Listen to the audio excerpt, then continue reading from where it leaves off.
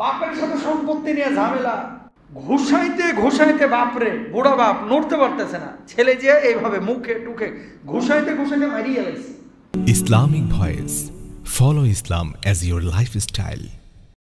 বাপ মার খেদমত করা এটা এমন একটা জিনিস, এমন একটা জিনিস, এমন একটা বিষয়, বাংলাদেশের 90% মানুষ বিষয়টা শুনে ফিল করে না, শুনে আমল করে না, শুনে এ কান দিয়ে ঢুকাই, এ কান দিয়ে বাইর করে ফেলাই।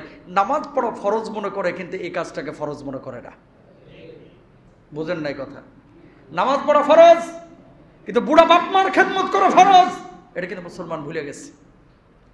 এই জন্য প্রিয় ভাই আমার, গুলশান বনানীতে বাড়ি করছে, 2 তলা 5 তলা বিল্ডিং এর মালিক হচ্ছে, আধা হাত লম্বা পেটের মধ্যে মা জায়গা দেয়, অথচ সন্তানের 5 তলা বিল্ডিং এর মধ্যে অনেক সময় সন্তান মারে জায়গা দেয় না।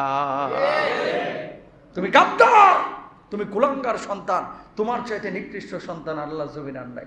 এই তাকান, আপনি আপনার বাপের সঙ্গে যে আচরণ করবেন, আপনার সন্তানটা সেটাই কিন্তু শিখবে। আমার দাদার সাথে আমার বাপ কি আচরণ করেছে, আমার দাদির সাথে আমার বাপ কি আচরণ করেছে, এটা কিন্তু সন্তান শিখবে। আমি আমার বাচ্চাদেরকে রাত্রিবেলায় নিজে আব্বা আম্মারে ফোন দিই না, আব্বা আম্মা তো আছে বাইরে, বাচ্চাটারে দিয়ে ফোন দেওয়াই। কারণ কি জানে, বাচ্চা বুঝে যে আব্বা দাদা তাদের খোঁজ রাখতেছে। টাকা অনেক সময় দাদির হাতে দিই, নিজে দিই না, ছেলেরে বলি যে তুমি তোমার দাদিরে দাও। কেন? শিখেন, এগুলো দরকার আছে। আমি আমার বাপের থেকে শিখেছি। পায়েস রান্না করলো আব্বা বলতো যে যাও দাদারে ডেকে নিয়ে আসো। কেন?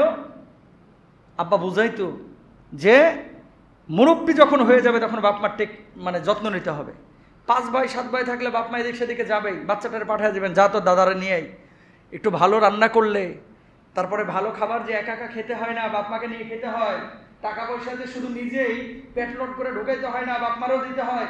এগুলো যখন ছোট বাচ্চার হাত দিয়ে দিবেন, ছোট বাচ্চা দিয়ে যখন আপনার বাপ মাকে ডাকাইবেন, তখন কি হবে? বাচ্চাটা শিখবে, ওই বাচ্চাটা কখনো বাপ মার সাথে গাদ্দারি করবে না। আর বাপ মার সঙ্গে যারা পশুর মতো আচরণ করবে, আপনি আপনার বাপ মাকে ধাক্কা মারবেন, আপনার সন্তান আপনার লাথি মেরে বুড়ি গঙ্গায় ফেলবে। কামাতা দিন তুদান, যেমনটা করবেন তেমনটাই।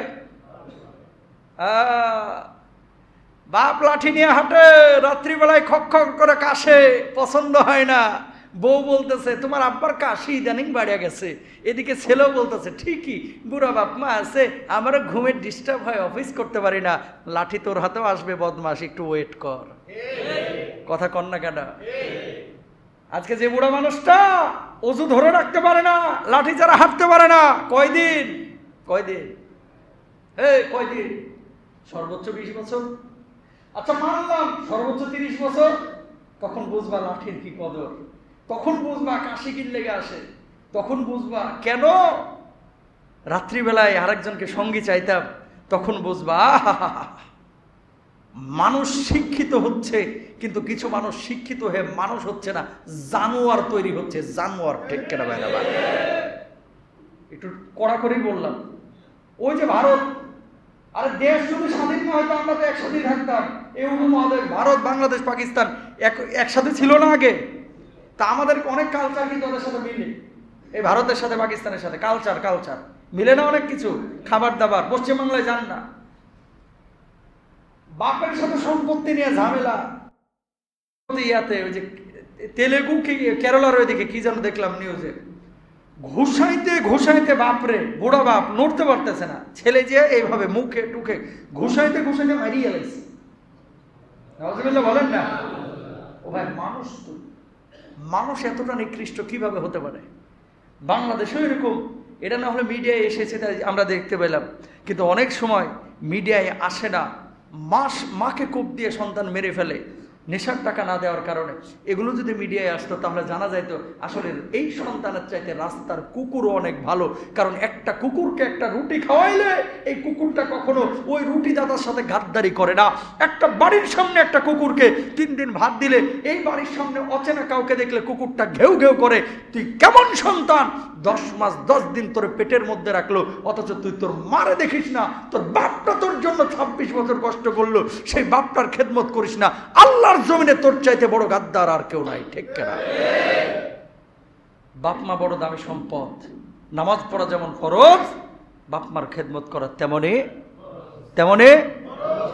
আল্লাহর নবী সাল্লাল্লাহু আলাইহি ওয়াসাল্লাম বসা এমন মুহূর্তে কয়েকজন সাহাবীকে আল্লাহর নবী সাল্লাল্লাহু আলাইহি ওয়াসাল্লাম বললেন, জিহাদে যাওয়ার জন্য পারমিশন চেয়েছে। আল্লাহর নবী পারমিশন দিয়ে দিলেন। একজন করে কয়েকজনকে পারমিশন দেওয়া হলো। সর্বশেষ যে সাহাবী দাঁড়ানো, আল্লাহর নবী বললেন, তুমি কেন দাঁড়িয়ে আছো? আল্লাহর নবী, আমিও জিহাদের ময়দানে যাইতে চাই। আল্লাহর নবী বললেন, জিহাদের ময়দানে তোমার যাওয়ার কোনো প্রয়োজন নাই। শুনলাম বাড়িতে খেদমত করার মতো কেউ নাই, তোমার বুড়িমা আছে, যাও মায়ের খেদমত করো।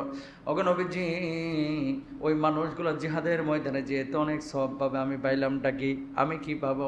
আল্লাহর নবী বললেন, ওরা যুদ্ধের ময়দানে গিয়ে যে সওয়াব পাবে, তুমি তোমার বুড়িমার খেদমত করার কারণে আল্লাহ রাব্বুল আলামিন তোমার আমল নামাতেও সেই সওয়াবের ব্যবস্থা করে দিবে। জিহাদের ময়দানে আল্লাহর নবী যেতে না করেছেন, সিচুয়েশন যেমন হয়েছে আল্লাহর নবী বলেছে, যা তোর মার খেদমত কর। বুড়া বাপ মার খেদমত আমরা অনেকেই করি না। আহা, ইনদাকাল কিবারু আহাদুহুমা আও কিলাহুমা। আল্লাহ রাব্বুল আলামিন এই জন্য বলেছে, বিশেষ করে কোন সময়? যেই সময়টায় তোমার বাপ মা বৃদ্ধ অবস্থায় পরিণত হবে, ওই সময় বাপ মার খেদমত বেশি বেশি করতে হবে।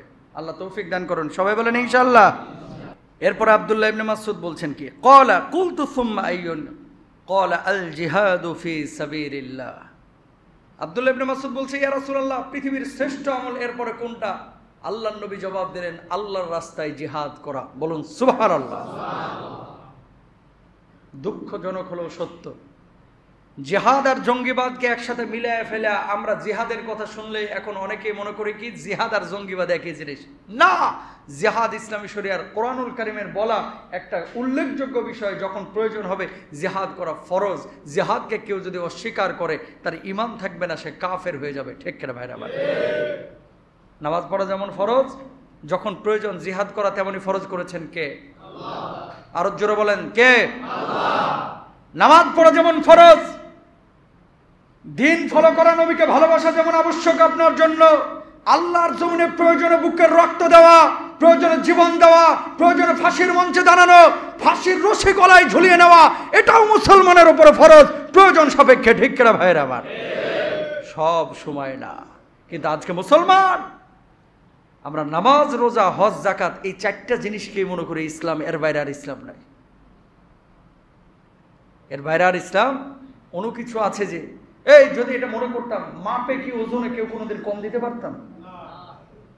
নফসের সাথে একটা জিহাদ। মন চাচ্ছে আজকে আমি একটু আনন্দ পানি ঢালি গলা দিয়া, কিন্তু মুসলমান এই আনন্দ পানি ঢালবে না, নফসের সাথে জিহাদ করবে। এটাও বড় জিহাদ।